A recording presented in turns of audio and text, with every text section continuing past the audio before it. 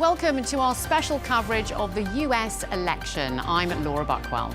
And I'm Tom Burgess-Wilson. You're watching W News, broadcasting live from the Arabiya News headquarters. These are our top stories. Millions of Americans head to the polls today to decide who the 47th President of the United States will be. A village in New Hampshire once again makes history, returning the first official result of the 2024 US presidential election. And results are expected to come in just hours after the first polls close at 7 p.m. Eastern Time.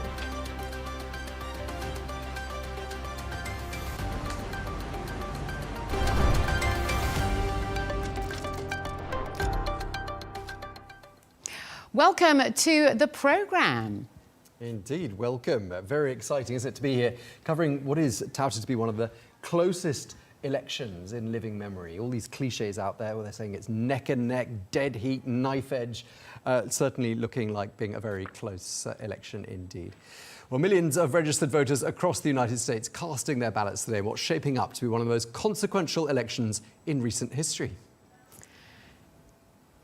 Democratic candidate Kamala Harris and her Republican rival, former President Donald Trump, are locked in a fiercely competitive race that remains too close to call.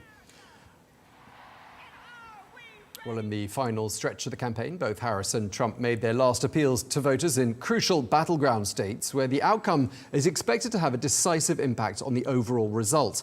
Well, both candidates emphasised the stakes of the November 5th election could not be higher, urging voters to turn out in record numbers and make their voices heard.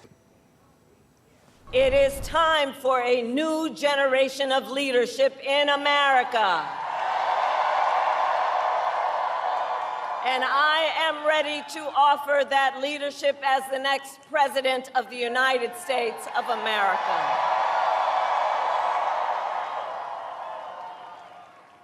However, the race ain't over yet, and we must finish strong, and this could be one of the closest races in history. We must defeat Kamala Harris and stop the radical left agenda with a landslide victory that is too big to rig, too big. We have a silent majority, but we're just sort of speaking up. This has shown that the level of enthusiasm is 5 times greater than their level. Meanwhile, in a tiny village over in New Hampshire with a long-standing tradition, voting has already taken place. Known for being the first location in the country to complete in-person voting on Election Day, Dixville Notch has once again made history. Just after midnight local time, the village reported a tie with both Kamala Harris and Donald Trump receiving 3 votes each, a result that highlights the deep political divisions within the country. Given the village's small population and the limited number of votes cast, the Dixville Notch result is more symbolic than predictive. However, it underscores the broader theme of this election: the United States is a nation deeply divided, with voters sharply split over the direction they want the country to take.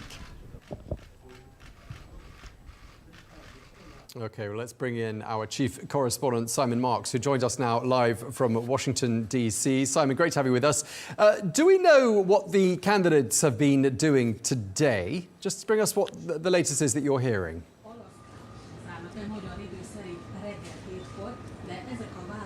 Yeah, Kamala Harris is still engaged in some campaigning, Tom. She is at her residence making a whole bunch of phone calls to a whole bunch of talk radio stations in the swing states, the all-important 7 battleground states where this election will ultimately be won or lost. There is no ban here on campaigning on Election Day, as there is in many other countries around the world. So the 2 candidates absolutely can continue reaching out to voters in a bid to persuade them to show up at the polls. Donald Trump, of course, is preparing for a night down in Florida. He's at his Mar-a-Lago estate in Florida, and he's planning to host a victory party, at least they hope it'll be a victory party, at a convention center in West Palm Beach, Florida, not that far far from Mar-a-Lago. I must tell you, there is a mood of tremendous tension, certainly here in Washington and in many other parts of the country as well. I took a drive this morning past the Vice President's residence at the Naval Observatory in Washington's northern suburbs.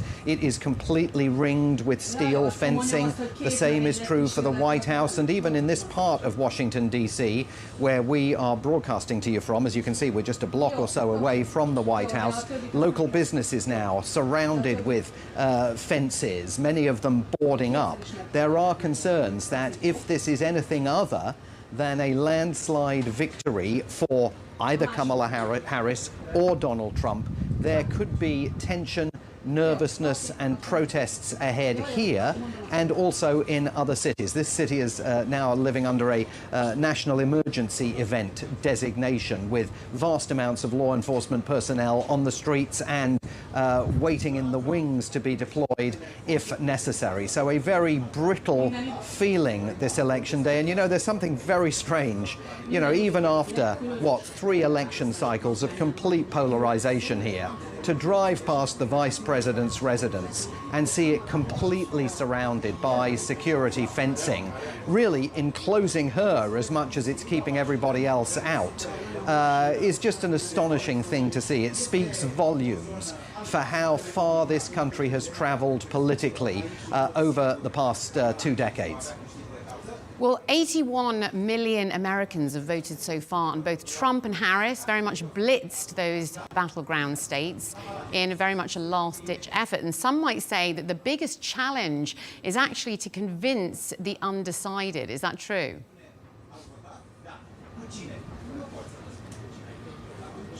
Yeah, it is true. I mean, it's hard to imagine, Laura, isn't it, that there could be another American out there who is still undecided, and yet the campaign certainly seem to think that they still need to reach out to people in a bid to bring them into their corner. Kamala Harris only 48 hours ago finally really gave full-throated voice to a determination to try and end the war in Gaza and begin the process that she said would eventually lead to the creation of a 2-state solution between Israel and the Palestinians, safeguarding the rights of people on both sides. That was an address that she made to the voters of Michigan, because she's still trying to persuade wavering Arab Americans and others in Michigan that she can be trusted with their vote. So that's one example of a sort of a small, relatively small community that Kamala Harris was going after in the final hours of this campaign. But you also made a point about the size of the number of people that have participated in early voting. I mean, basically, most Americans who are going to participate in this election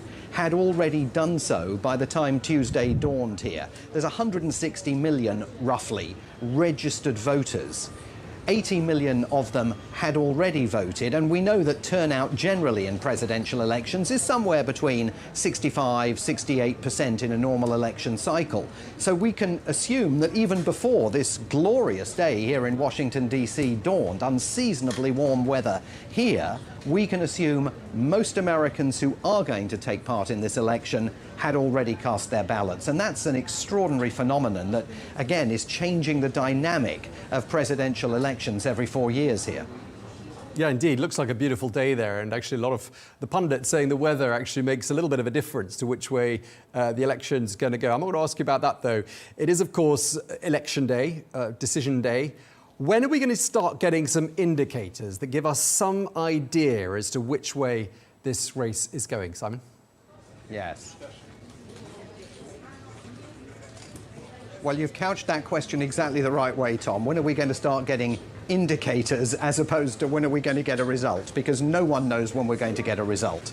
But votes will start coming in. Results will start coming in at about 8 o'clock in the evening, East Coast time. That's 1 a.m. Greenwich Mean Time. And those first early results, buttressed by data from exit polls that are being conducted today by pollsters of voters. They've been conducting them for weeks, of voters that have already participated, but also exit polls taking place today as people come out of the polls. That will also start providing us with some data to interpret. Now, It's all about the interpretation of the data. I remember seeing the exit poll data in 2016 and glancing at it shortly after, I think, 7 o'clock in the evening here, and going, oh, well, it clearly shows that Hillary Clinton is won, which was a misinterpretation of the data. So you've got to be very cautious with all of this stuff. The Democrats say, Jenna O'Malley-Dillon, Kamala Harris's campaign manager, that she doesn't think we're going to have a result by Wednesday morning here in Washington, D.C. She thinks that there could be days of counting ahead before the complete outcome of this race is clear.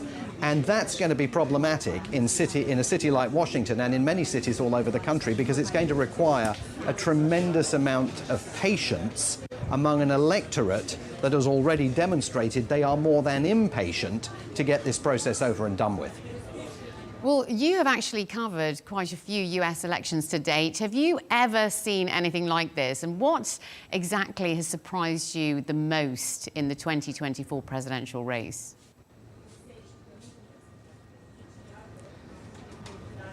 Laura, I know I don't look old enough, but this is my 8th presidential election in the United States, and no, I've never seen anything like this. I've never seen anything like the last 3. I mean, there is a reality here that Donald Trump has changed, at least for the last 3 election cycles, the trajectory of American politics. This is a man who, when he came down that golden escalator at Trump Tower in New York in 2015, innately understood something that we all thought was inconceivable: that electoral politics in the United States could be turned into a reality TV, populist-infused event.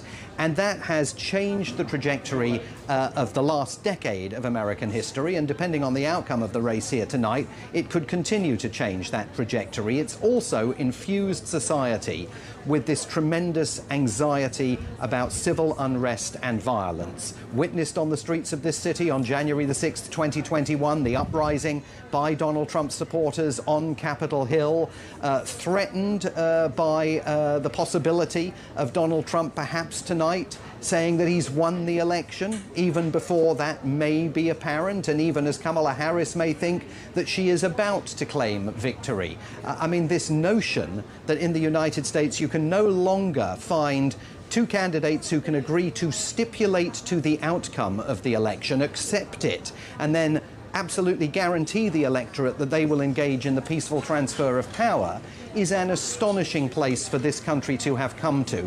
And more broadly, we've all just watched a campaign that has consumed this country for over a year.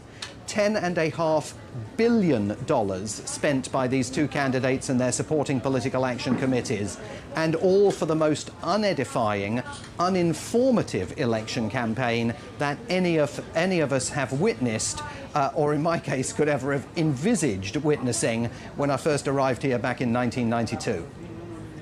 Okay, well, thank you very much indeed for bringing us all the very latest. Simon Marks in Washington, thanks a lot.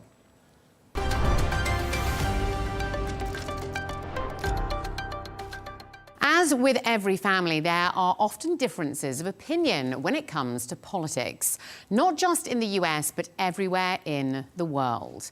But what happens when you're from the Trump family itself? Well, let's find out now. We can speak to Fred Trump III, who is the nephew of Donald Trump. He's also an author and advocate for people with severe disabilities. Thank you so much for taking the time to speak to us, Fred. Are you voting for your uncle? I'm sorry? Are you voting for your uncle? I voted for Kamala Harris this morning at around 6 o'clock in the morning, East Coast time in the U.S. And would you like to tell us why you've decided not to vote for your uncle then? Well, I've always voted Democrat, and since my first national election in Jimmy Carter versus Ronald Reagan in 1980. So I have always agreed with Democratic policies and principles. Bobby Kennedy and Martin Luther King were my heroes.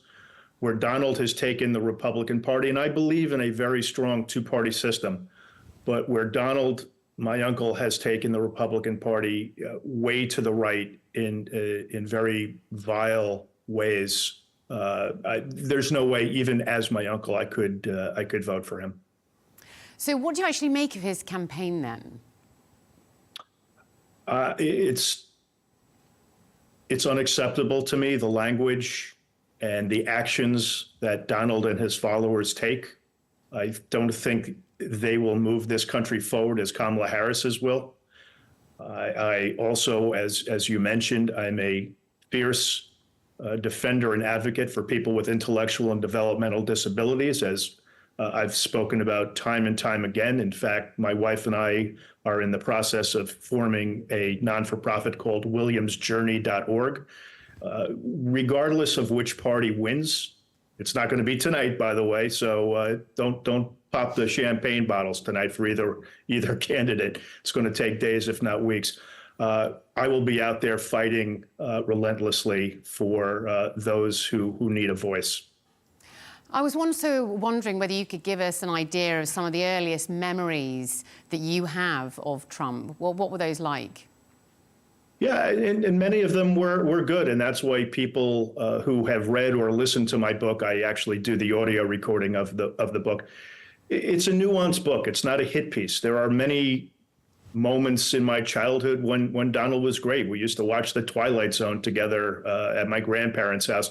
He actually introduced me to playing golf, which we have done dozens and dozens of times over the years. So there were some nice memories with Donald. Unfortunately, he's done some terrible things to me and my immediate family. The last, when he said that my son should just die because of his disabilities, that's a bridge too far for me. Yeah, I was going to ask you, what sort of horrible things. I also wanted to ask you, at what point in time, because you paint a picture there of a cordial relationship between uncle and nephew playing golf. At what point did it all go wrong? When he started running for his first candidacy in 2015, his very vile and frankly disgusting immigration language and policies really started turning me to wonder where he had gotten such cruelty. And, it affected, again, my family. We had dead animals thrown on our lawn, reporters coming to our house uninvited. We didn't expect that. We didn't want that. And unfortunately, his language has gotten so much more dark over the years.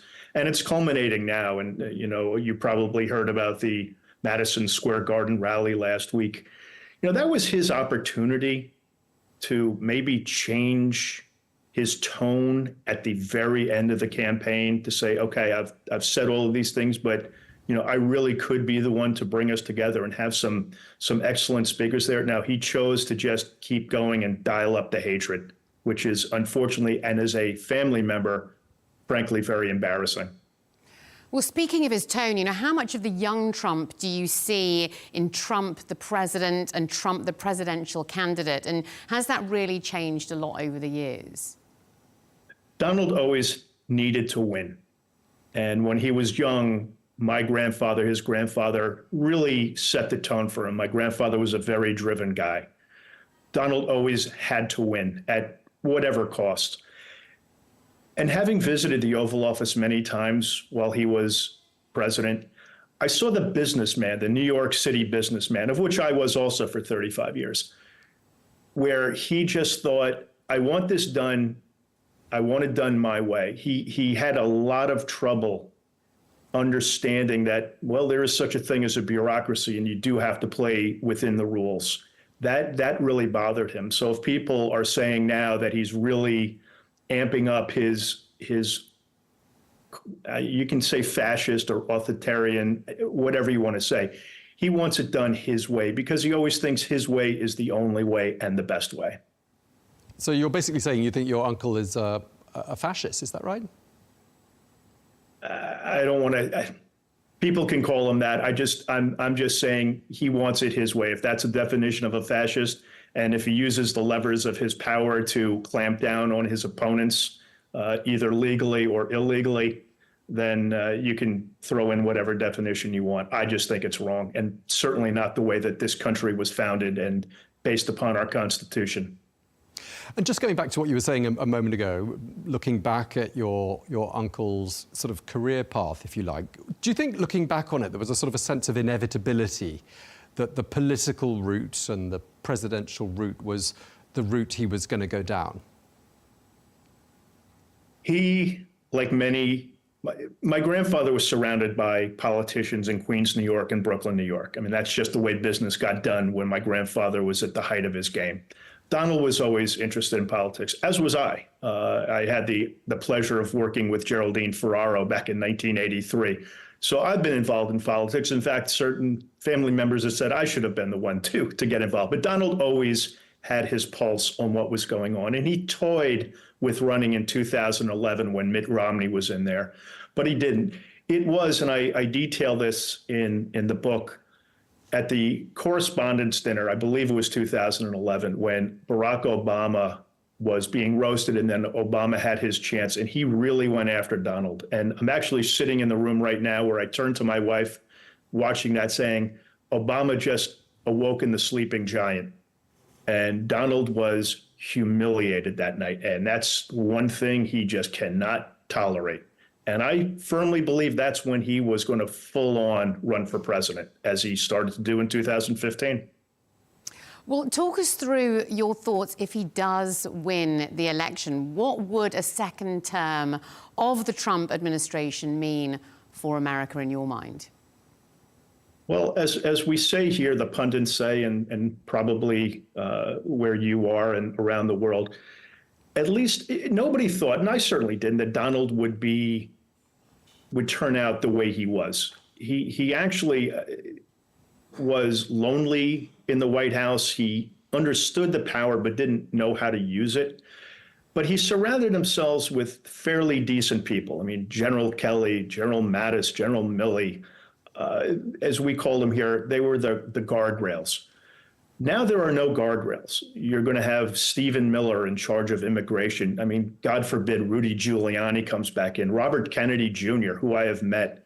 I met his mother, and as I said, Bobby Kennedy was my childhood hero. Just people who will kowtow to anything Donald says, and they have their own mission too. They're going to follow Donald, but they've got their own plans and schemes in their minds of what they want to do. And I think it's, as I said before, Project 2025, which you've probably either read or you know about, is going to take this country backward to a very dark time. And that's truly one of the reasons I voted for Kamala Harris. She's will move the country forward. We still have issues. There's no doubt about it. But I will say this, America is a great country. To say make America great again, no. America is a great country. We have issues. I think many of them will be solved under a Harris-Walz administration. I look forward to playing any part I possibly can. But as I said, win or lose, whoever it is, I will be out there relentlessly advocating on behalf of people with disabilities. Do you maintain dialogue with your uncle? And when was the last time you spoke? The last time we had any communication was after the release date was set for the book, and the family, Donald and his kids, put out a statement basically saying it was all lies, which of course is not true. But the last communication I had was the night of the first assassination attempt, when I emailed his assistant, who I've known for several years, and said, Lisa, my wife, Lisa and I and the kids wish Donald well and hope he's okay. Please pass along that message. And she got back to me within a half hour and said, will do. So that was it. It was not a personal phone call, but it was an email directed towards him. And I truly hope he got it. And again, thankfully, he was not injured severely. Well, I think it's fair to say that there, of course, is a deep family rift there. But aside from your sister, is there anyone else in the anti-Donald Trump camp? I don't want to speak on behalf of anyone, but I can tell you that Donald's sister, Marianne, my aunt, and her son early on wanted to write an op-ed to the New York Times in 2015-16, saying that Donald was not qualified, either mentally, I mean, just in terms of knowledge and temperament to be president. So again, I won't speak on behalf of David Desmond, my cousin, but that was absolutely the thoughts of Donald's older sister, Marianne, and her son, David. Okay. And I just want to ask you quickly about your sister Mary, because of course she's also a really outspoken critic of your Uncle Donald. And one of the things she said is, quote, "He's clearly racist." I just wondered what you make of that comment, because that's quite a powerful thing to say. I'm just going to, I try not to answer questions about her book or her thoughts. I'll say two things. Mary doesn't know Donald personally, really. She probably has said 5 words to him in the past 30 some odd years. Second, I don't know if she was ever around him when he would say a racist thing. I was, and I say it in the book also, when he used the N-word twice in my presence. So that was disturbing enough as a 10-year-old. And this was when someone had slashed the roof of his Eldorado car. To me, the issue was that he never knew who did it. He just assumed there was someone that was black. So to me, that just raises suspicions that why would he think it was, I mean, it couldn't have been a white guy or a Spanish guy that did that. No, he automatically went to black folks. And then again, you know, with the Central Park Five, I don't know if you're fully aware of that, back in 2019, when 5 young black men were accused of basically raping and attacking a woman in Central Park, he put out a full-page ad saying that they should just be executed without having any knowledge of the case. In fact, they were all exonerated years later. So if that makes him a racist, so be it. Fred Trump III, thank you so much for speaking to us here at Al Arabiya News.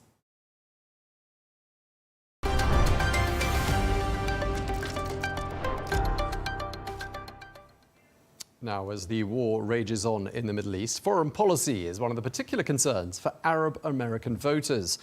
Well, the Biden administration has been criticized by many for his handling of the situation in Lebanon and Gaza.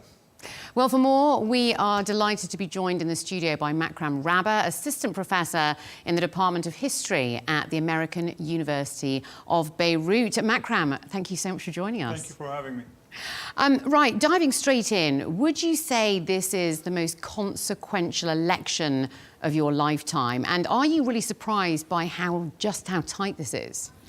Well, the fact that this election is transpiring against the backdrop of 3 wars basically in the region, be it the Ukraine war, Sudan, or Lebanon and Gaza, it's very important to see who will lead the White House, because ultimately many people in the region bet on a kind of an American initiative.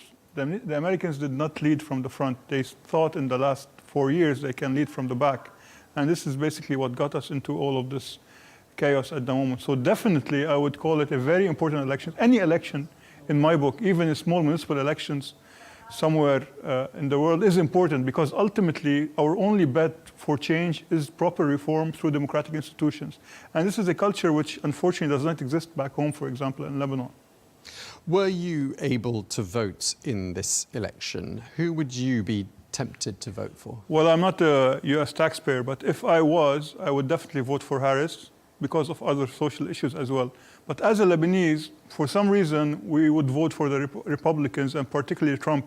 Although Trump does not live up to our expectations and my personal expectations on the ethical level, his administration or the Republicans did not sell out Lebanon and the region to Iran. And particularly our experience with the Obama team, be it Biden or even the people who will be around Kamala Harris, are not people that you can write home about, because ultimately they do believe that engaging Iran beyond the nuclear and allowing them to actually continue doing what they're doing is actually something beneficial for the US. And this is where we differ on the matter. So would it be fair to say that outside of the US, this region in the Middle East is the most impacted right now? Totally. To be fair, Lebanese Americans or Arab Americans back home don't really vote on foreign policy. This is why it was very surprising when Trump showed up in Dearborn, in Michigan, one of the main hubs of the Lebanese and the Arabs there.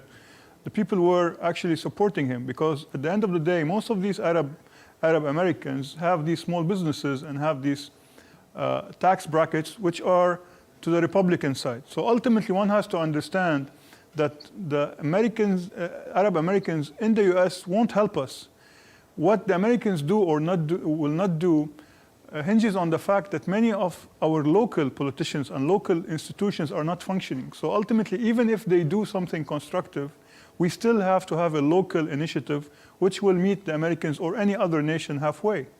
So what you're saying is those 250,000 Americans of Lebanese heritage, or possibly more, we don't know, would most likely be inclined to vote for Trump?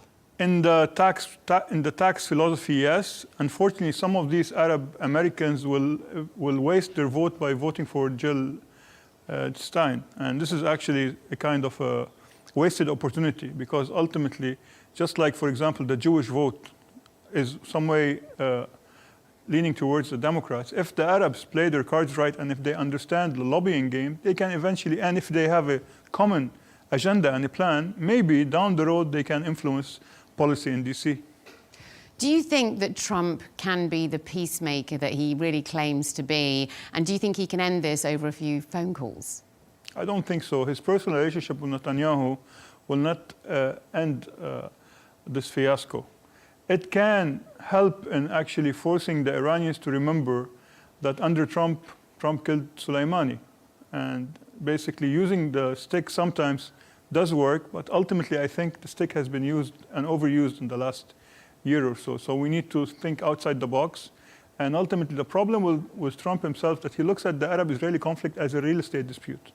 He doesn't look at the humanitarian factor, nor does he understand that extremism breeds extremism. So having someone like Netanyahu continuously disregarding the rights of the Palestinians and the Arabs in general will ultimately allow for the Iranian regime or like Hezbollah or Hamas to become normalized. So you're saying he's sort of simplified things Totally. by saying, pick up the telephone, call Benjamin Netanyahu, make a couple of other phone calls and everything will be okay. It's all about him. He thinks that the world rotates around him, and this is not how policy works. It doesn't work like Obama thought, by basically giving up on the Arab world or ultimately investing in political Islam like he did in the last 10 years. But in one way or another, having Trump in his second term might be different. This is how we are looking at it, especially that many of the Republicans now, especially those in the think tank community and the policy world, know how to deal with him. So what about Harris then? Do you think she's likely to change course? Well, we've been following Harris. Harris is now betting on getting Liz Cheney's votes, which are these Republicans who will not vote for Trump. If this happens, ultimately, and this is a discussion I've been having with a friend, we won't have a new Obama in the White House. We'll have someone like Clinton, more of a moderate Democrat that understands world politics, and people like Liz Cheney and her cohort will be running the affairs rather than people like Rob Malley and these pro-Iranian elements who consider the interest of Iran is more important than that of the Americans. When I talk to American policymakers, I tell them, don't do anything that would benefit the Lebanese, do something that would benefit the Americans, and consequently, we will benefit from what you do. Ultimately, we've tried the Obama doctrine, and it failed. So now I think we should look for a new doctrine, be it under Harris or under Trump.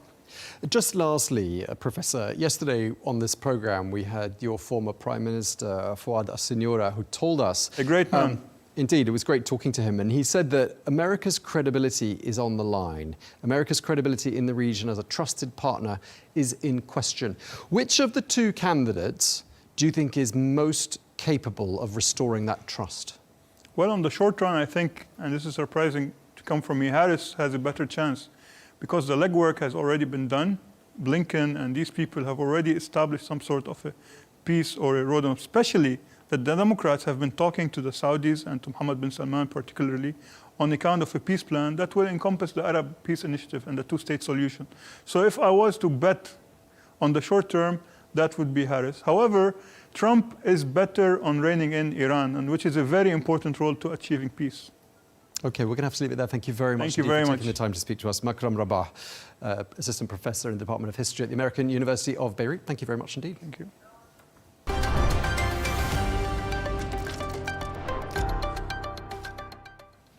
Presidential races are decided by the Electoral College, where a candidate needs at least 270 of the 538 votes. Michigan, with 15 electoral votes, is a key battleground state.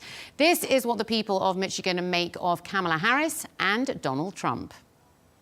This election right here is a tipping point. You hear me? This is the tipping point for the future whether it's going to be positive or negative. You know, this is very crucial. You know what I'm saying? I made sure I was up at 5:30. I said I had to go do this because Trump, we came too far to go backwards. I'm not a Trump supporter, but Kamala Harris, of course, we can say a lot about Kamala. She's to me, she's a phenomenal black woman. She would make history if she wins. This would make history for the world. And with her being a woman, empowerment woman, that makes it, I think it's going to make it easy for us.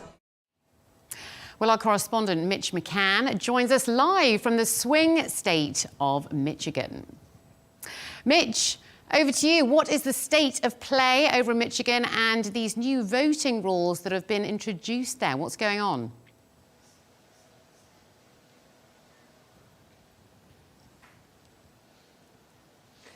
Well, nice to join you from the swing state of Michigan this afternoon. The reality is here, it is very close if you look at the polls. The New York Times latest polling in this part of the country shows that Kamala Harris is just ahead of Donald Trump by less than 1%. So it could go either way. It is within the margin of error at the moment. Now, there are some new voting rolls, as you just pointed out, in this state, and they concern early voting.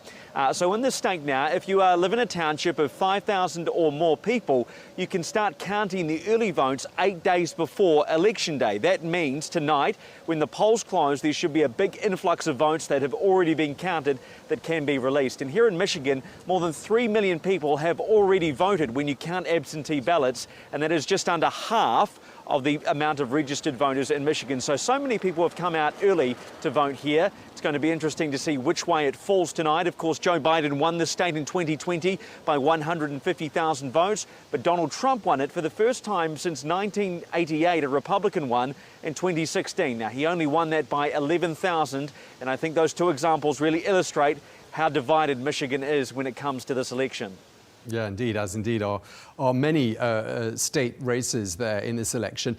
Just before we crossed you, we were talking about the war in Gaza and conflict in the Middle East and saying how that's had a significant impact on voters in the United States, especially the Arab American population. And I'm assuming that's particularly true there in Michigan because you've got, haven't you, the highest number and the highest percentage of Arab Americans of anywhere in the United States.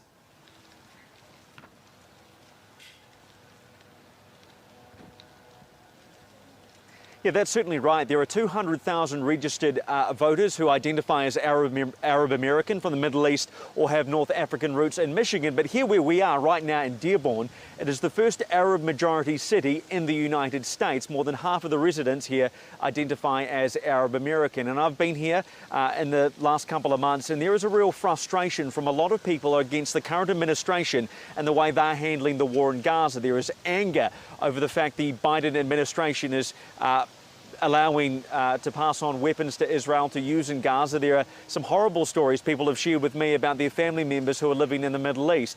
And to illustrate how angry people are here, you don't have to look far back. If you go to the Democratic primary, which was earlier this year, 100,000 people here voted uncommitted, so they wrote in the word uncommitted, instead of Joe Biden in that primary as a protest vote. But I think your speaker that you spoke to before me had a really interesting point here as well. It's not a monolith community. They vote different ways, and many people here are also concerned about the economy and small businesses. So they will vote different ways, but Donald Trump has been here really trying to make an impact on this community, trying to win endorsements due to the frustration around the current administration. Well, you're in Dearborn, and another key issue there is the automotive industry and Donald Trump's plans to revive it. How important an issue is this for people there in Michigan?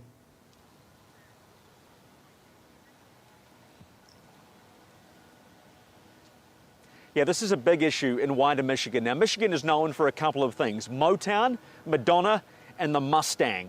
Really, this is the heartbeat of where cars came from in America. The head offices of Ford, General Motors and Chrysler are still based here. The Ford headquarters is only a couple of minutes down the road from where we are at the moment. And in the last 30 or 40 years, that automotive industry really has diminished in terms of the number of jobs. Many have gone to other countries, other factories, or they've gone out of state where the unions are less strong. Now, Donald Trump has promised to bring back manufacturing jobs to this state, and he wants to do it by cutting the number of electric vehicles being made. There is a feeling, even by some analysts, that the growth in electric vehicles will mean less jobs in this industry. So Donald Trump wants to cut back the number of electric vehicles to try and save jobs in Michigan, and he's winning a lot of support from the auto industry. So it remains to be seen whether he can capture support from the Arab American community and the automotive industry to try and win back Michigan like he did in 2016.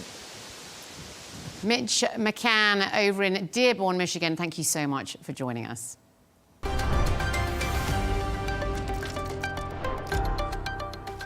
Well, both Kamala Harris and Donald Trump are vying for the support of Hispanic voters, who now make up a record 14.7% of the electorate. While Harris still leads among Hispanic voters, Trump has made significant gains, especially with Hispanic men, driven by concerns over the economy and housing, narrowing the traditional Democratic advantage in this key demographic. Well, for his thoughts on just how crucial Hispanic voters are to this election, we're joined now by the former senior advisor to President Biden, Mo Vela. Mo, great to have you with us once again here on Al Arabiya News. Last time we were talking, we spoke just after the row, which followed those comments made about Puerto Ricans at the Madison Square Garden rally. And I just want to ask you what you think, just looking back on that, the impact of that garbage gate, as it became known, has been on the election campaign? Well, first of all, thanks for having me back. Second of all, let me address your question this way. I think that, you know, you can get on these shows, for example, or interviews with people like you around the world, and we can like spin, as people do. I don't do that. I just try to tell the truth at all times. And there is no doubt about it from the numbers that I've seen that Mr. Trump has made gains into the Latino community. I'm Latino. We can talk another day about how disappointing that is for me as a Hispanic American to see those gains. But the reality is I believe he has. I think that what's important here is the impact from that Sunday incredible insult to the Puerto Rican community, I think adversely affected all Latinos in our country. However, I think what's important for this discussion and today's election is that I predict that women and that the outpouring of support by women for Ms. Harris will overtake or overcome or make up any gains that he might have made with Latinos and African American men. That's my prediction today. I think this is going to be the election of women in America. I think they're about to make the loudest, clearest statement to the world that women in our country are to be respected and treated with equality. And they're certainly not to be called the B word, as he did about Nancy Pelosi last night. Yes, well, agreed. But how crucial do you think those votes will be in such a tight election?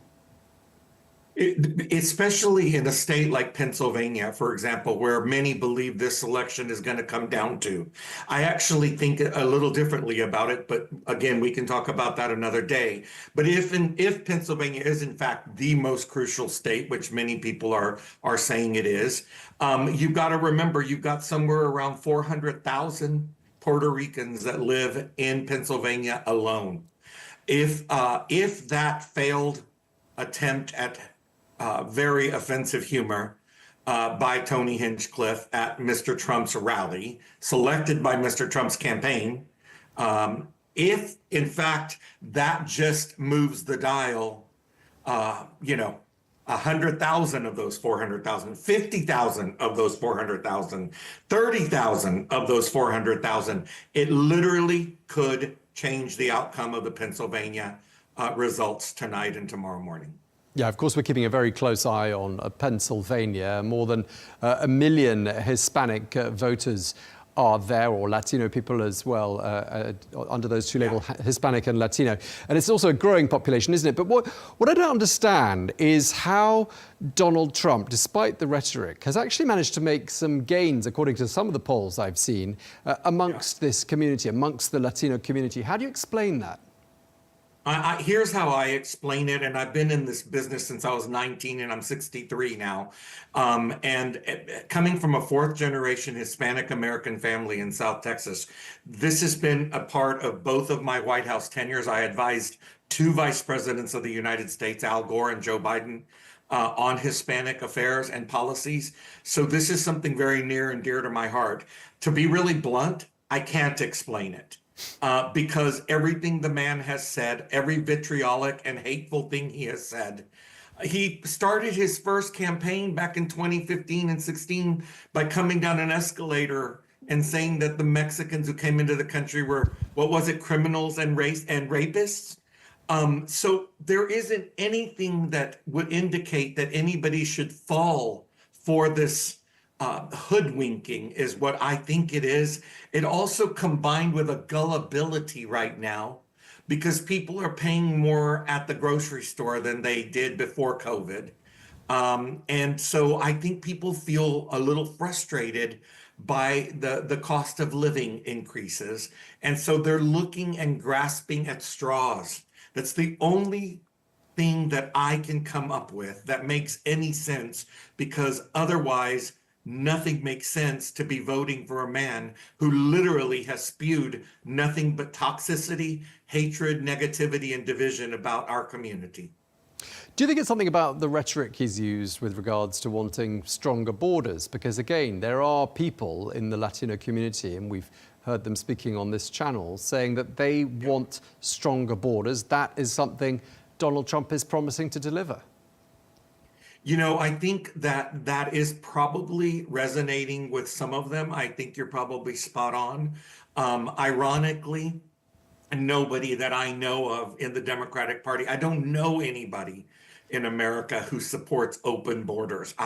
It's not even something that is discussed.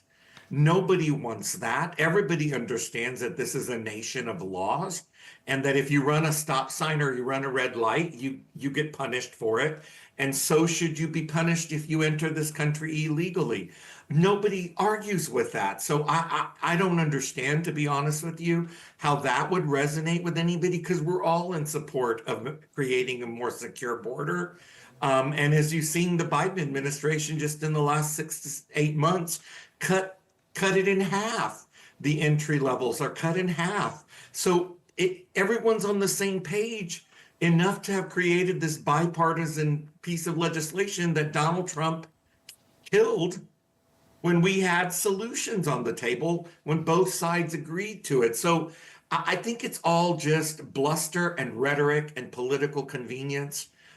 He didn't get it done in his 4 years. He keeps saying Kamala didn't do anything these 4 years. Well, guess what? He had 4 years, and everything he's complaining about, he didn't solve. So, you know, I'm just at this point, honestly, frustrated that anybody has fallen for these horrific, vitriolic, and hateful comments and misogynistic and racist attacks and homophobia and transphobia. And as you know, not to be cliche here, but golly jeepers, we've got to turn the page for the world. For the world, we all need to move forward. Let's turn the page. We need new leadership. We need that positive vibe that America has always stood for. Okay, Mo Vela, thank you. We're out of time. Really appreciate you taking the time to speak to us. My pleasure.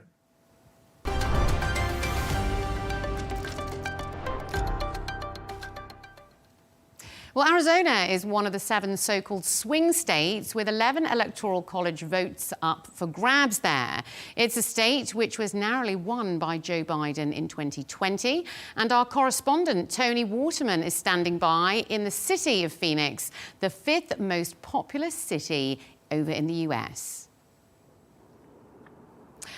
Great to have you here. Well, the day everyone over there has been waiting for. How has the voting process been going over there in Phoenix?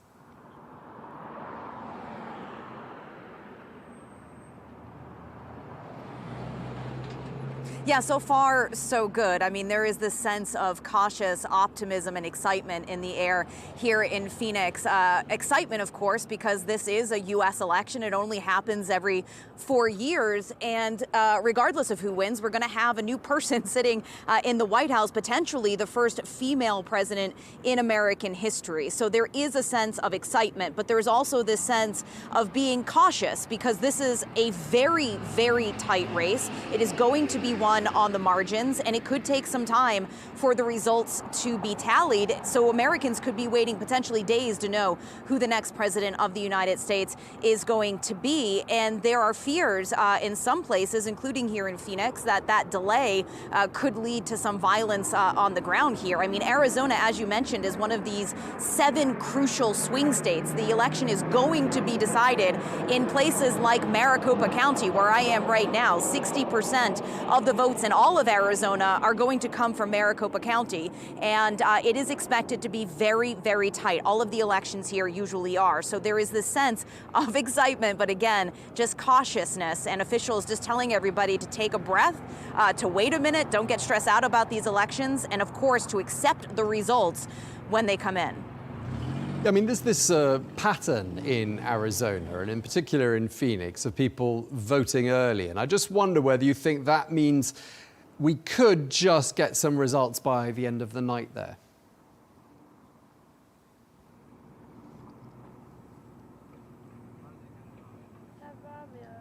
We are definitely going to have some results by the end of the night. It will not be a definitive winner by any stretch of the imagination. Officials are already warning that it could take up to 13 days to count every single one of the ballots. There are roughly 2.6 million people registered to vote here in Maricopa County, again, the largest county in Arizona, and 1.1 million of those ballots have been tabulated, have been counted already, in fact, in this facility right here behind me.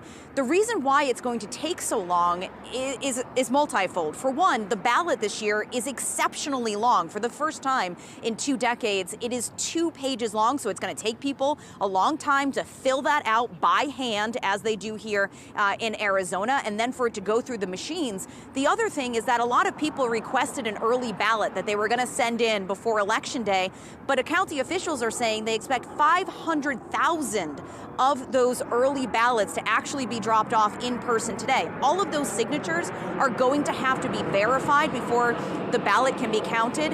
And if there are any questions or discrepancies with the signature, officials have up to 5 days to fix that problem so people can vote. So when you're looking at an election where Biden won in Arizona by just fewer than 10,500 votes in 2020, every single one of these votes is going to have to be counted. So it is going to take a while. Officials saying that this is normal, but there is also, of course, the concern that any delays could lead to these conspiracy theories that the election is somehow rigged.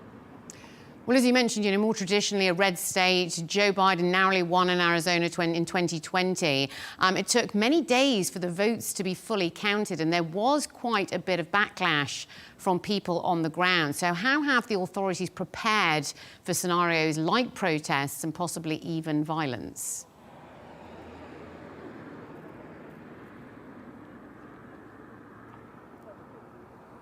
Yeah, you're absolutely right. Arizona and Phoenix in particular were ground zero for election denialism back in 2020. And in fact, a recent CBS YouGov poll found that 70%, more than 70% of Republicans in the state of Arizona still do not believe that Joe Biden won the 2020 election legitimately, and just 9% of them believe or have a lot of confidence that these elections are going to be carried out fairly and accurately. So there is this sense of election denialism. Where I'm standing right now is in front of the Maricopa County Tabulation Center. This is where all of the votes in Maricopa County are going to be tabulated, where they are being tabulated right now. This was the spot where there were armed protests and confrontations back in 2020 as we were waiting for these votes to be counted. In the meantime, in the past 4 years, the county has spent millions of dollars trying to fortify election sites. This has become a fortress here behind me. There is bulletproof glass that has been installed. There's multi-layer fencing. The people inside have been trained on active shooter drills. I mean, they've really spent a lot of time and money investing in the safety of these employees. Again, officials telling people to respect the vote when it comes down, that these are fair, transparent elections. But, this is a wait and see type of situation right now. Tony Waterman for us over there in Arizona. Thank you so much for joining us. Just very quickly, I mean, we've spoken to a lot of correspondents so far already, and it seems to be sunny everywhere, and obviously weather affects voter turnout. So what do you think? It's a really good point, actually. We were saying how if it's sunny, people will come out and vote, and everywhere we've been so far, it's been sunny. So we'll have to see what that does. We'll be right back in just a moment.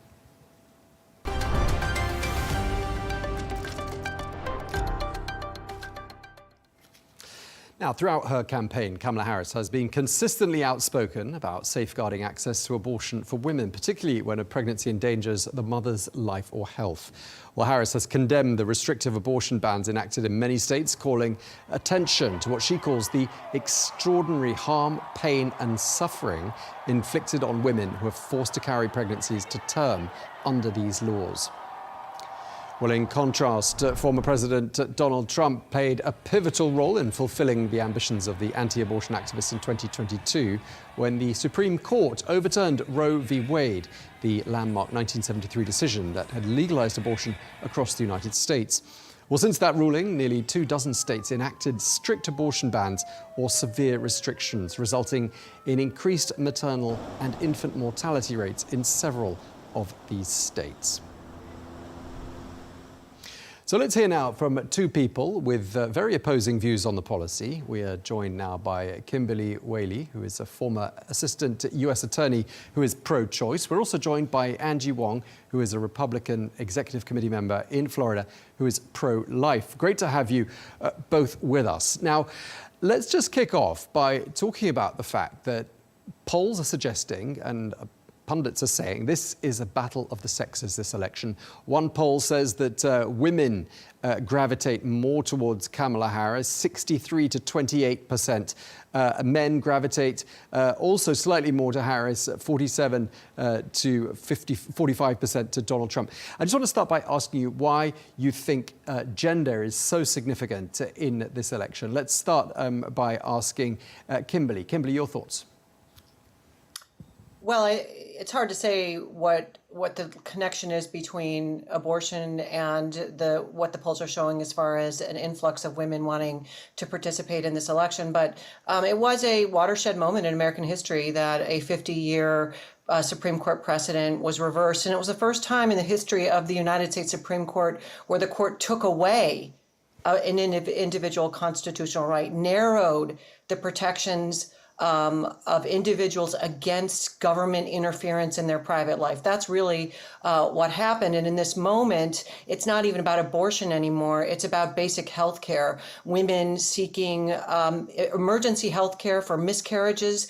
2 women died in Texas. They're being denied basic health care, emergency health care, by virtue of being pregnant. It's not even about abortion. Women understand this is a human rights crisis in America, and they want it to stop. They want government to get out of their gynecological rooms, to get out of their bedrooms, to get out of their uteruses, to get out of their families.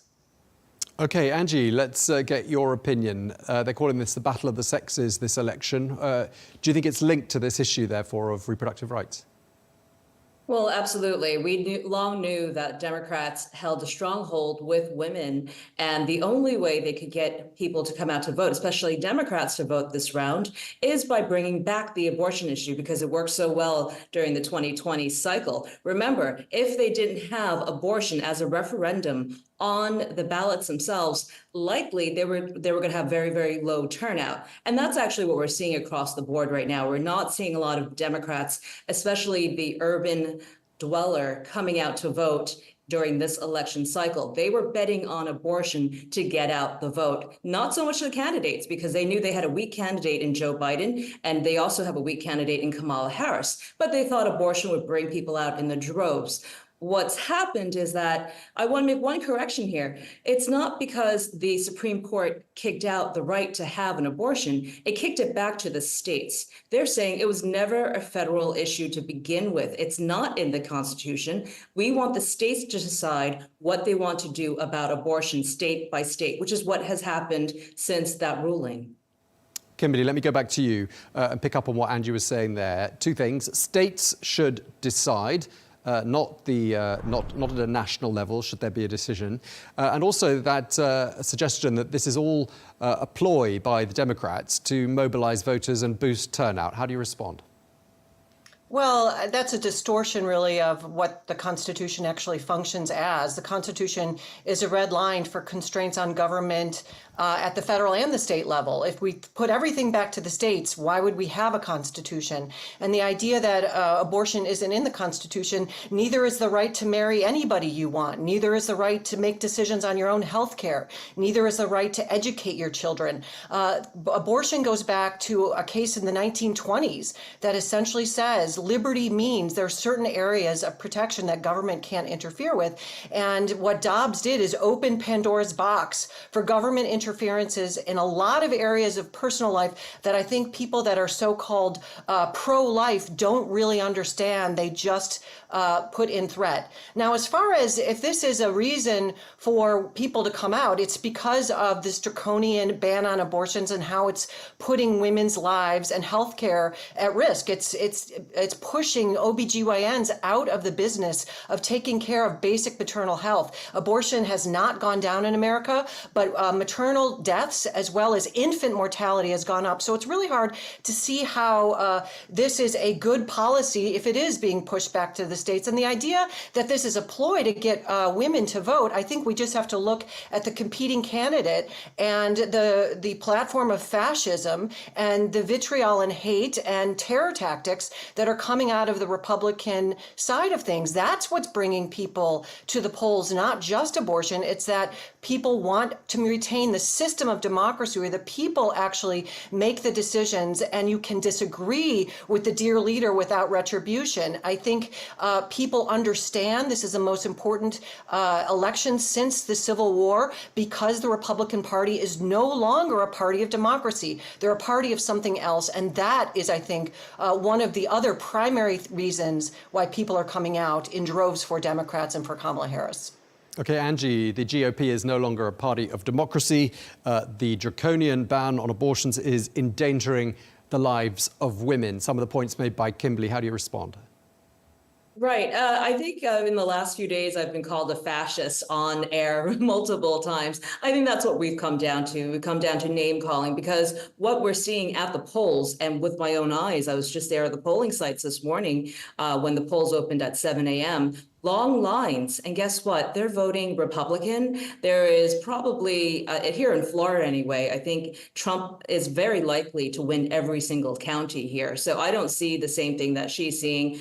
I think at this point, you know, it is going to be a wash. I think all the name calling is just a desperate attempt to try to win whatever and score whatever points you can before the election is over. And when they call it for Donald Trump, I don't think you're going to see a draconian leader, dear leader, as she says. It's not going to be anything like that. We've had him before. Remember 2016 to 2020? How come he wasn't draconian then? But now he's going to be draconian. These are just war words.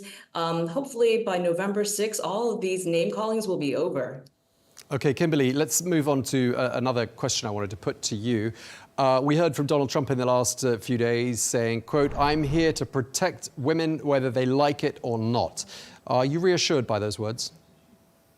Well, of course not. There's also been push for a national federal abortion ban. The Republicans taking the position that EMTALA, the federal law that protects people's access to emergency care, has to bend to draconian abortion laws. Again, women are dying. Women are dying. This is not name calling. This is facts. And the information coming out of the Republican side, you talk to experts in authoritarianism, it lines up line by line with a different form of government. And what we're talking about here also is potential constraints on other rights of women, including access to no-fault divorce. People are even discussing taking away the right to vote. So I mean, Donald Trump can say what he wants in terms of protecting women, but his definition of that, to me, is quite suspect when, again, women are dying. They're dying not because they're seeking abortions. They're dying because they happen to be pregnant. They are the untouchables now in emergency rooms across the country, 13 states, complete bans on abortion. And when I say women, it's also children that are raped, that cannot get life-saving care. It's astonishing that this is America, and I really push back on this distortion that somehow this is about name-calling. We're talking about facts, and it's time for us all to get back to compassion and humanity across the political spectrum, and I believe that's what Kamala Harris is presenting for the country. Angie, can I give you 30 seconds to respond to those comments, and then I'd like to put another question to you. Go ahead. I see you shaking your head. Absolutely. I think Donald Trump during his first administration had more females in his administration than any other leader did. And as far as taking away the rights for abortion or having, children who are raped to not get abortion, well, that's completely false, right? We're making sure that the parents have a say in all of this, that the parental rights are still there, that I, as a parent, has to sign off if, God forbid, my child is hurt and raped and needs an abortion. That's what we want to insert in there, that no administration or any institution can then supersede the parent when it comes to children and abortions. Okay, quickly, if you will, Angie, in a recent memoir, Melania Trump, of course, Donald Trump's wife, has suggested she supports abortion rights for women, saying women's individual freedom and an essential right, this is an essential right that all women possess from birth. Whose side is Melania Trump on here? See, I like the fact that we as a party, Republicans, are modernizing on the idea of accepting abortion. We understand abortion has been in the U.S. for multiple decades. We're not trying to take it away. We're just not trying to let institutions insert themselves into other people's lives as well, especially my own children, right? So I think she's absolutely right. Republicans have always had a very difficult time talking about abortions. I like that strong woman and an intelligent woman like Melania Trump is stepping up and saying, look, we should start having that conversation, bringing in abortion as a possibility. How do we support families and support life, but also have the option for abortion available if needed? Okay, and Kimberly, of course... Well, in 13 states, it's not available. So I assume your child lives in a state where it is available. 13 states, it's not, and there are not exceptions by virtue of the age of the person who is pregnant. So there are children in America who do not have access to abortion, do not have access to life-saving care, have to flee the state in order to have basic human rights care provided. It's a red and a blue issue in America. If you're in a blue state, yes, you have those freedoms that you're just articulating that you enjoy for your children, but other people do not in America, and that's thanks to Donald Trump and the 3 justices he put on the United States Supreme Court. Okay, you've had the last word, Kimberly Whaley. Thank you very much indeed to you. Thank you as well to Angie Wong. Thanks for taking part in this discussion. Thank you. Thank you. Laura, I think, as we've been hearing there, clearly a really contentious issue, isn't this one?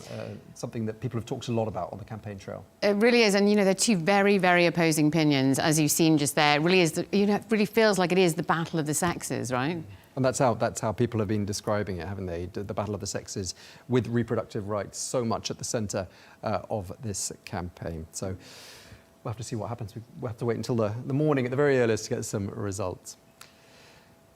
Now, throughout her campaign, Kamala Harris has been... Sorry, we're going to move on to another story for you, in fact.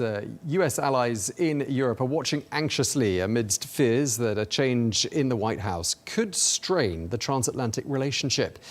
For the German government in particular, campaign rhetoric around tariffs and US defense spending has led to concerns that should former President Donald Trump win, the close defense and economic relations between Washington and Berlin could be upended. Well, from the German capital, Trent Murray reports. As the presidential candidates spend their final hours of the campaign crisscrossing the battleground states, Berlin is on tenterhooks. That is what is on the line in this election. What happens on November 5th matters to Germany. The US is its biggest trading partner, and Washington and Berlin are the 2 biggest backers of Ukraine's military aid. November 5th, 2024 will be Liberation Day in America. On the Trump campaign, few allies have attracted the ire of the former president more than Germany. He sees Berlin as not paying its fair share to defence and has often slammed Berlin's economic policies. Germany just went through it. They almost destroyed themselves. They went into a situation where they were putting windmills all over the place, and the wind wasn't blowing so much. And if they kept that process going, Germany would right now be bust. That's one, I guess, one of the primary reasons that Angela is not there anymore. Have a seat.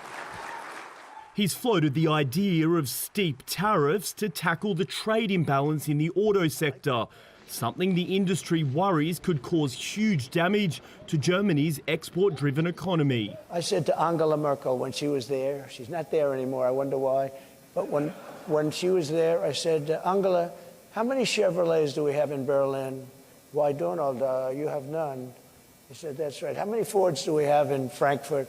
I don't know, none. I said, that's right. You know how many cars we have? Mercedes-Benz, BMW, all of the different Volkswagen, millions and millions of cars. That type of rhetoric has rattled lawmakers here in Berlin amid concerns that a trade war between the EU and US could cause enormous damage to Europe's biggest economy. And on defence, worries also exist that should Washington decide to withdraw its huge amounts of funding for Ukraine, then it will be left to Berlin to fill the gap. Thorsten Ausleben leads one of Germany's most prominent free market think tanks. He says both German business and political leaders are on edge. There's not much space to make more spending for Ukraine, but we would also have to spend more for defense and more for other topics when the United States draw back from their responsibility in Europe. But still, this is something that we have to face and that we have to focus on, and I think we have to rearrange our foreign policy, our security policy, and also our economic policy. It's expected that should Vice President Kamala Harris be victorious, it will likely be business as usual for Berlin as what it experienced during the Biden administration. The VP using a visit to Munich earlier this year to make the argument for a continuing of the close transatlantic relationship. I know that there are questions here in Europe and around the world about the future of America's role of global leadership. These are questions the American people must also ask ourselves. With pollsters predicting a close race, it will likely be a nervous few days ahead for Germany as it attempts to predict the direction of travel for its close relationship with Washington, amid a time of heightened insecurity and unpredictability across the European continent. Trent Murray, Al Arabiya News, Berlin.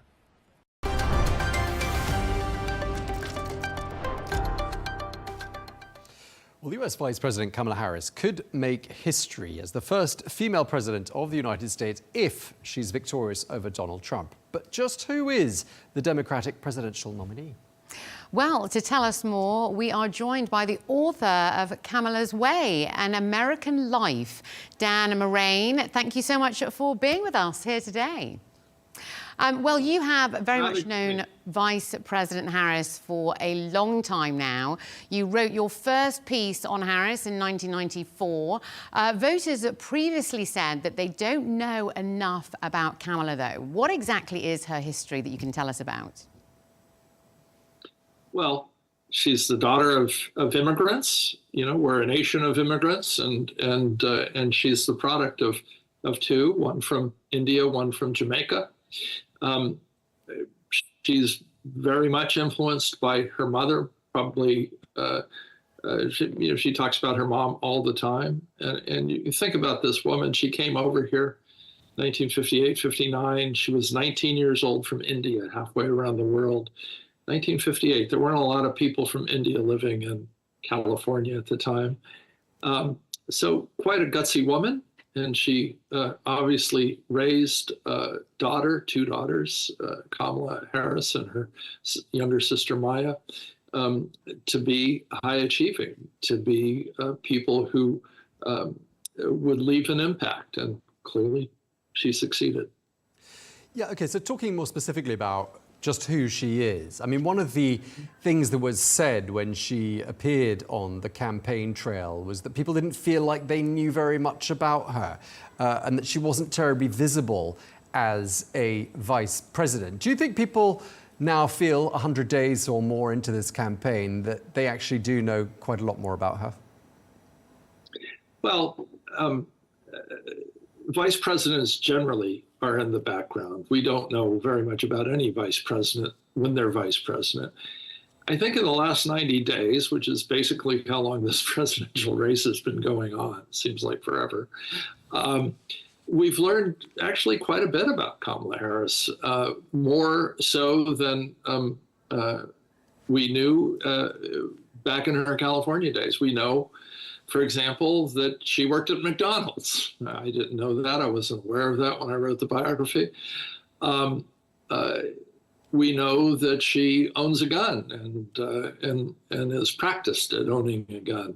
She was a prosecutor in California, and prosecutors where she worked handled some heavyweight crimes, and she bought a gun for protection. And she knows how to use it. We know that we know that she is a person who really is a very good politician, very good campaigner. We're seeing that. Yeah, I mean, I saw that in California, but if anything, she's gotten much better as a campaigner. Very relaxed on the stage, a lot of smiles, laughs. She's having a good time. Interesting campaign, I think. So how do you think she's handled being thrust into this position of Democratic presidential nominee? So much of politics is luck and timing. She makes her own luck, too.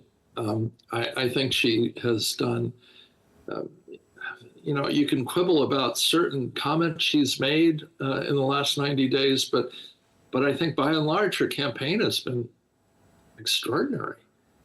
Built from nothing at the end of July into what's become, I think, quite a juggernaut. She's raised over $1 billion. That's huge money compared to Donald Trump's less than 400 million, which is a lot of money too.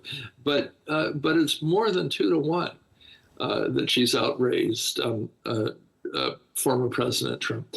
The ground operation, getting out the vote, is so important in American politics because we're not all that interested in politics over here, and her operation is extraordinary. I mean, there are hundreds of thousands of people working to get out the votes of a few tens of thousands. It's pretty extraordinary. Dan, without wanting to spoil the storyline in your book, I just wondered if you could tell us about one excerpt from it, a little vignette about why Kamala Harris decided that she wanted to become a prosecutor. Could you just tell us a bit more about that? Sure. Well, it's an interesting story. She grew up her first 12 years in Berkeley, California, very liberal place. Her mother, her parents were divorced at her young age. Her mother got passed over for a job at Berkeley, University of California at Berkeley. And so rather than sit around and brood, she went up to Quebec and got a job at McGill University, great university in Canada.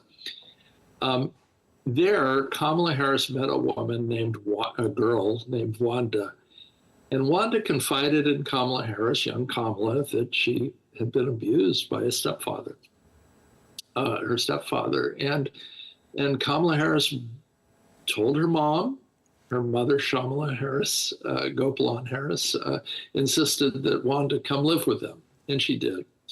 Now, Kamala Harris talks about that today. Well, she started talking about it in 2019 when she first ran for president unsuccessfully.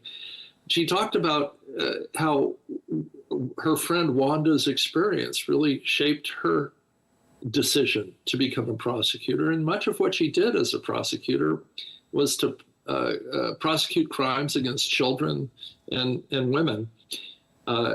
And she attributes much of that to Wanda Kagan. And to this day, she and Wanda Kagan are friends. Wanda Kagan was at the convention in Chicago sat right next to Vice Presidential nominee Tim Walz as Kamala Harris gave her acceptance speech. So she had a very prominent place at the convention. Interesting, until 2019, this was not a known episode. So what do you recall about her record as a district attorney and, rising through the ranks and being tough on crime? Mm-hmm. Well, she was a prosecutor. She put a lot of people in prison. She also thought about how to divert people, particularly young boys, young men, away from prison. And so she worked at trying to keep kids who were at risk from taking wrong turns. And it was a fundamental part of her time as district attorney. One of the issues she raised was the question of truancy, kids who don't go to school.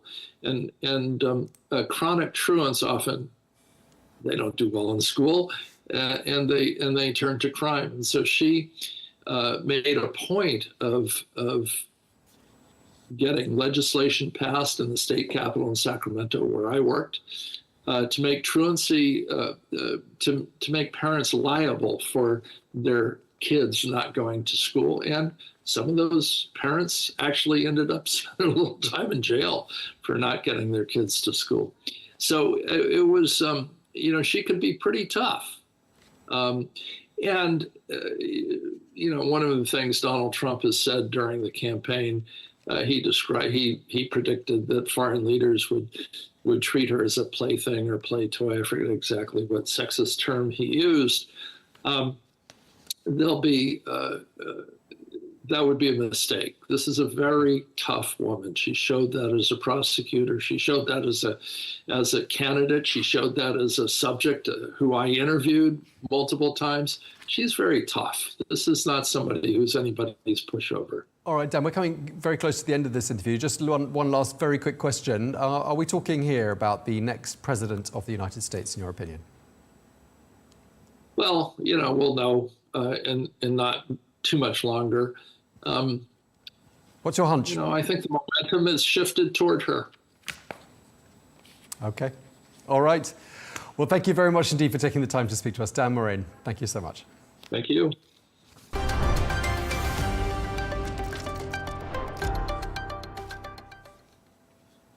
Okay, now over to Georgia, one of the key 7 battleground states needed to win this election, Laura. 16 electoral college votes there, up for grabs in the historically Republican stronghold that Biden flipped in 2020 by a razor-thin margin.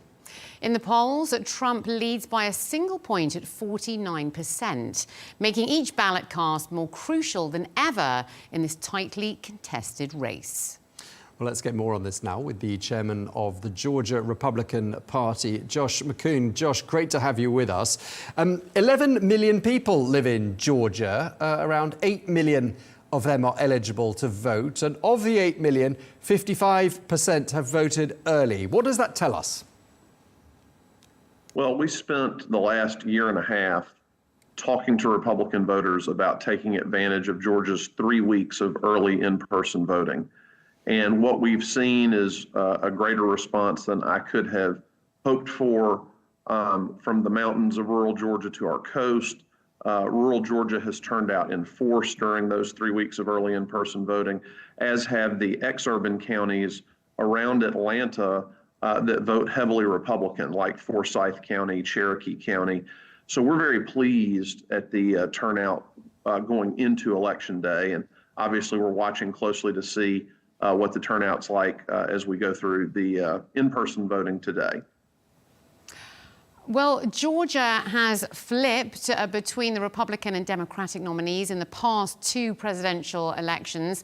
The Democrats narrowly won Georgia by a margin of less than 0.25% in 2020. Will there be a clearer margin this time? And how did the campaign go? I think there will be a clearer margin this time. I think President Trump will win Georgia by a clear margin that's outside of recount or legal territory. A lot of things different about 2024.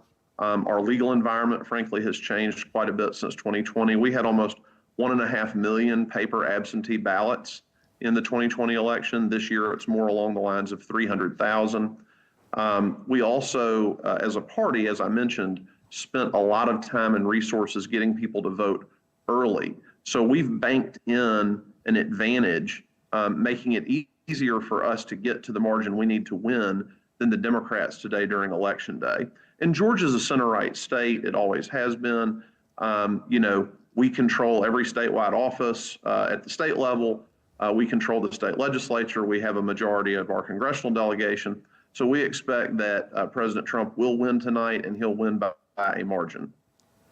Am I correct, Josh, in thinking that, like Donald Trump, you don't think the 2020 election was free or fair? And I just want to ask you as an extension of that, do you think something's changed this time around that will mean it is freer and fairer? Yes, so the 2020 election in Georgia, I won't speak for other states, there were a lot of irregularities. For example, in Georgia, you always voted absentee either by putting the ballot in the mail or turning it into a manned election office in person. And in 2020, ballot drop boxes were invented in Georgia law by our state elections board without any notice to the public, without the opportunity for the legislature to weigh in. And those drop boxes were distributed unevenly around the state. They certainly had a lot more access to those drop boxes in Democratic-leaning areas than Republican-leaning areas. We had election officials take it upon themselves to load voting equipment into vehicles and have so-called mobile voting, something else that was not recognized anywhere in Georgia law. So there were a lot of things that were unusual and unprecedented about the 2020 election that are not occurring in 2024. And so I do believe that we can have a lot more confidence in the result that we wind up getting later this evening. OK, we'll have to wait and see what happens. Thank you so much for taking the time to speak to us. The chairman of the Georgia Republican Party, Josh Mckoon. Thank you. Thank you for having me. As we've been hearing throughout the program, the winner of today's US presidential election will lead a nation of over 330 million people. But the outcome will likely be determined by just tens of thousands of voters in a few key states. Well, for more on how voters in these states could lean, we're now joined by the veteran pollster and co-founder of YouGov, Peter Kellner. Really great to have you here. And I wanted to start off by asking you quite a naive question here, but quite a lot of partisan pollsters over in the US. Is this unique to the US? And doesn't this mean that the results are pretty much skewed from the get-go? Oh, gosh. I'm not sure. Well, if you mean, is the counting going to be done in a way that does not reflect the actual votes of Americans? No, I don't think so. There's going back to 2016 and the Hillary Clinton, Donald Trump battle. There have been all sorts of stories about internal and external interference with the process. And who knows how people are persuaded to vote. But as for the physical side of counting the votes that are actually cast, I think that is pretty safe. I just want to ask you about the polls and how they've shaped up during the last couple of weeks, Peter. I mean, people talk about a knife edge here. I mean, have you seen the numbers evolving in a significant way in these last weeks of the campaign? And what sort of a range have we been looking at in terms of the difference between the two candidates? Well, the current range of the polls over the last fortnight is between a 4% lead for Kamala Harris and a 3% lead for Donald Trump. And that's more than 20 different pollsters using slightly different methods. And that's actually not a very big range, a 7-point range. You would normally expect a lot of pollsters to be far more outliers. There haven't been many outliers. The average, a 1-point Harris lead, has been pretty steady for the last couple of weeks. What happened is, when Joe Biden was still the candidate, but after his terrible debate with Donald Trump, Trump went into not a big, but a clear lead. Biden pulled out, Kamala Harris went into not a big but a clear lead around the time of the Democratic convention, and that lead sort of dribbled away very slightly, very slowly over some weeks until it reached about 1 percentage point a couple of weeks ago. Since then, there's not been much movement, although I'm told that there are signs in the last week that there's been some hint of a movement back to Kamala Harris, in particular amongst Latino voters who were appalled by the comments in Madison Square about Puerto Rican garbage. That seems to have offended a lot of people. And I'm told that in the last few days, some of the Latino voters which have been drifting to Trump has come back to Harris. Whether that's true and how big it is, I can't vouch for, but there's may well be things going on in the last few days which the pollsters haven't quite captured. Peter, I just want to quote you in an article that you wrote in the British current affairs magazine Prospect. It was published today, and it says, I know what I want to believe. It is probably what most readers of this blog want to believe, but my heart and head tell me different things. We shall know soon enough. What did you mean by that? Well, I was referring in particular to an extraordinary poll that came out over the weekend in Iowa. Iowa is a small state. Neither of the candidates have bothered to go there. Only 6 electoral college votes. But this particular poll is an outlier. It's not by one of the big national companies. It's by a local Iowa company, which has a really, really good track record of calling Iowa elections correctly. And it says that this state that Donald Trump won fairly easily by 8 percentage points 4 years ago is going to Harris by 3 percentage points. Now, if that poll, that Seltzer poll, is anywhere near right, then the polls generally looks as if they may be well out, and it may well mean that Kamala Harris is going to win fairly comfortably, because although it's only a poll in one small state, it can't be that different. You can't have that big a movement away from Trump in one state in the Midwest and it not be reflected to some degree in other Rust Belt states, like the key ones of Wisconsin, Michigan, and above all, Pennsylvania. So, my politics are no great secret. I would prefer a Kamala Harris win. I would love to believe the Seltzer poll is right. That's what my heart wants. But my head says, really? Could it be that the polls are that far out that it may be in 12 hours' time, Kamala Harris will be heading for a pretty comfortable victory, and Ann Seltzer will be celebrated by every Kamala Harris supporter. Ann Seltzer, the woman who runs the Seltzer polling company, and she'll be celebrated.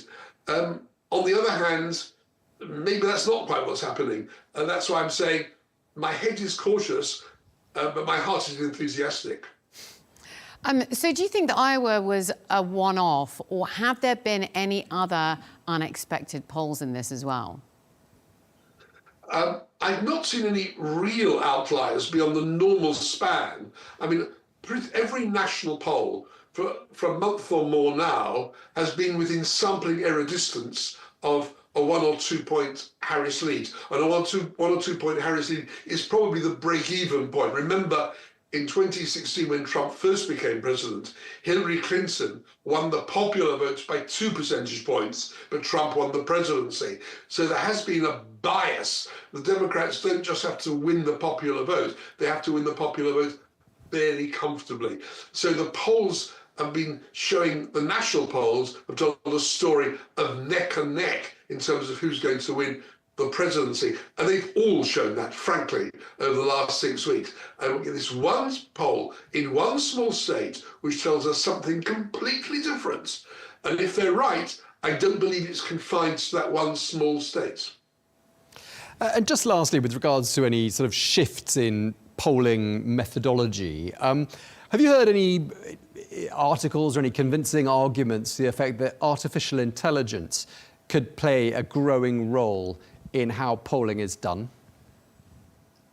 It's a very good question. The conversations I've started to have with polling practitioners is not in the conducting of polls, finding the sample, asking the questions, pretending to tell you what the public thinks when they haven't asked anybody. I think there may be a lot of use in analysing, crunching the raw data once you've got it in. I think I'm sure of the next presidential election, there will be companies purporting to show you what the public thinks using AI. That's a near certainty. It's also a near certainty that a lot of people will believe it. And to my mind, there's a third certainty, those people will be wrong. Peter Kellner, thank you so much for joining us. Pleasure.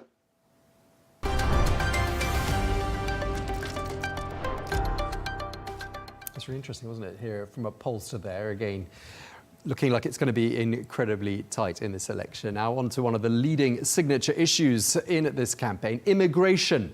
11 million illegal migrants have entered the United States since 2022. That's according to official figures. Well, Donald Trump, who referred to Kamala Harris as a border czar, said if re-elected, he would begin the largest deportation operation in US history. Well, he told supporters that his priority is terminating every open border policy of the Biden administration. Meanwhile, Harris plans to sign into law a bill that authorizes the hiring of more Border Patrol agents and asylum officers to reduce pressure on the US-Mexico border. Well, in the last hour, Donald Trump has been speaking on this very topic whilst casting his vote in Palm Beach. We have a great country, but we have a country that's in trouble. It's in big trouble in many ways, and we have to straighten it out. We have crime is through the roof. We have people pouring through our borders that are not exactly perfect. They come out of prisons. 13,000 people convicted of murder. We don't need this in our country. We have enough difficulty. We don't need that. So I think people saw that. And it just seems that the conservatives are voting very powerfully. Well, for more on this, I'm now joined by the former Chief of Staff for US Immigration and Customs Enforcement under President Biden, Jason Hauser. Jason, great to have you here. Now, Trump paints Biden-Harris administration as facilitators of mass illegal immigration. He points to porous borders. Is he right? Absolutely not. The President Biden and Secretary Ali Mayorkas during the last 4 years have invested more money and resources into our border than ever before. What you see is large-scale migratory, movements across the Western Hemisphere that have pushed, migrants and families and children to our borders.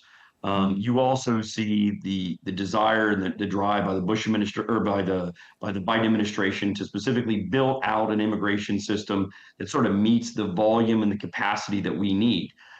As you hear former President Trump talk about the border is not a solution to immigration policy, and border security doesn't deter individuals from wanting to exercise American law and seek asylum.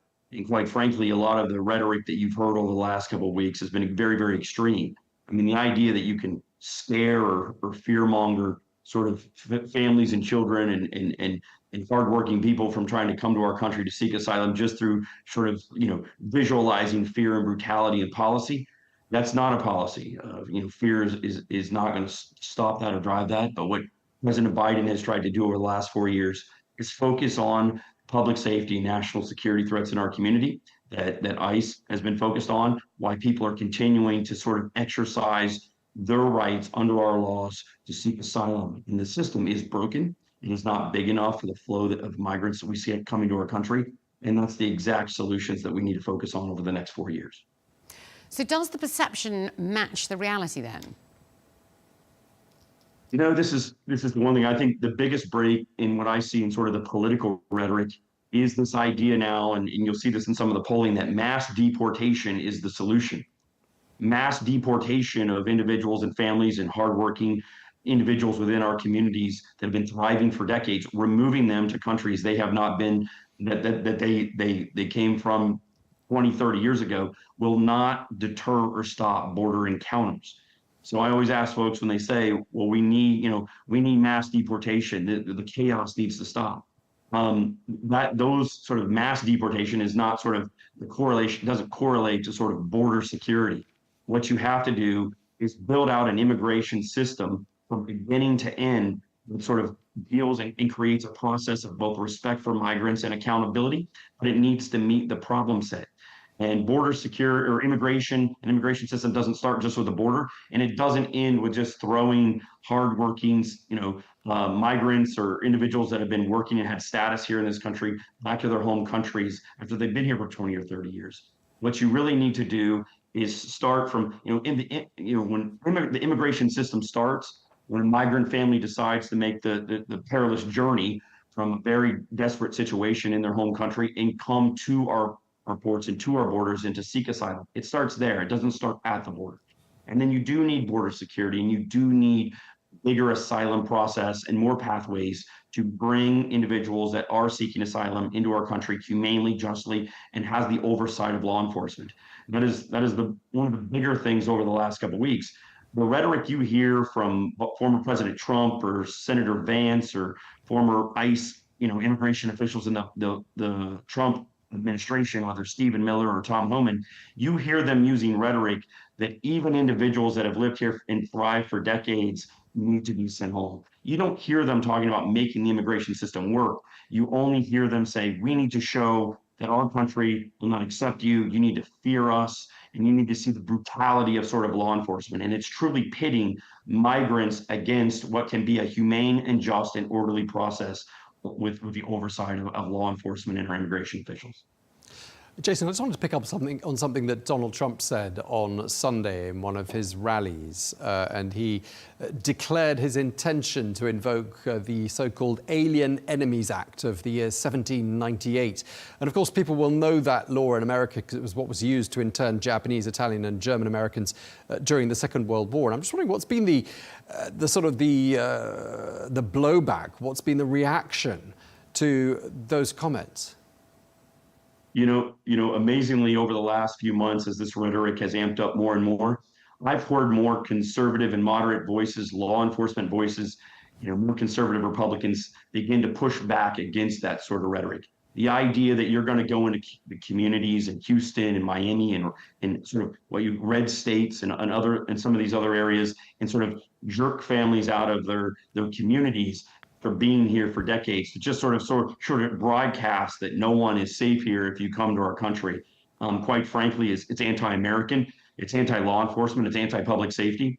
And the idea that you would go through this where, the rhetoric of we're going to deport or remove over 1 million people, that would take hundreds of thousands, 100,000 to 200,000 immigration or deputized immigration officials, plus the support staff. And we're literally talking about going into communities, into schools and workplaces and pulling families out and then removing them. And sort of the unfeasibility of that and the absurdity of it is so just striking in the numbers. I mean, you said at the beginning of this segment, there's 7 to 8 million individuals and family members on in the immigration docket. Many millions of those, and especially a couple of million that have come into our country and seeking asylum over the last 4 years, are from countries that the United States doesn't even have the ability to remove individuals to, including Cuba and Venezuela. So you're looking at the idea that we're going to be able to remove these individuals to these countries at these large volumes. It will actually take away from other law enforcement functions across the federal government and focus them on these sort of non-criminal, not public safety, no public safety concerns, community members that have lived here, thrived here, worked here, run businesses here for 30 years. And you're going to then refocus these law enforcement agencies to round them up, detain them, and remove them. Just operationally, within the Department of Homeland Security, within the United States, you would be talking about redeploying the emergency management systems and the Customs and Border Protection, the FBI, state and local law enforcement. They would then be focused on these non-criminal activities of rounding up families and not focused on the biggest public safety threats that we do need to go after in our country. So very quickly, what do you think Trump can say he actually achieved regarding immigration during his 4 years in office then? That's a great question that a few folks asked me a few weeks ago. Before COVID, the only thing in my 2.5 years in the Biden administration, cleaning up much of the mess that that the Trump administration levied upon families and children. You look at what they carried out in the way of family separation, of actually taking children away from their families, away from their mothers at the border, and sort of using them as sort of to just sort of force families to voluntarily remove themselves and to use that as a deterrent. Outside of sort of the fact that travel across the Western Hemisphere was slowed during COVID, they accomplished very little. Quite frankly, as you continue to hear them ramp up the rhetoric, they're not out to sort of, what they want to actually do is not seek immigration solutions, but create fear and the pushback in the American public and our political discourse.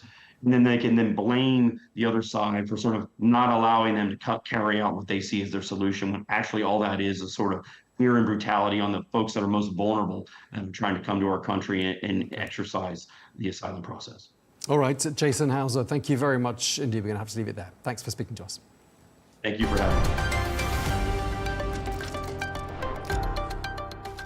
Well, it's a very exciting time. Do you think you'll be staying up tonight? I think I probably will be, actually. I'll be up until dawn until we get some idea as to how the results have gone. Well, this doesn't happen very often, so definitely be staying up, of course. Well, thank you so much for joining us here on Al Arabiya News. Thank you so much for watching. Do stay tuned as our election coverage continues with Riz Khan's election special.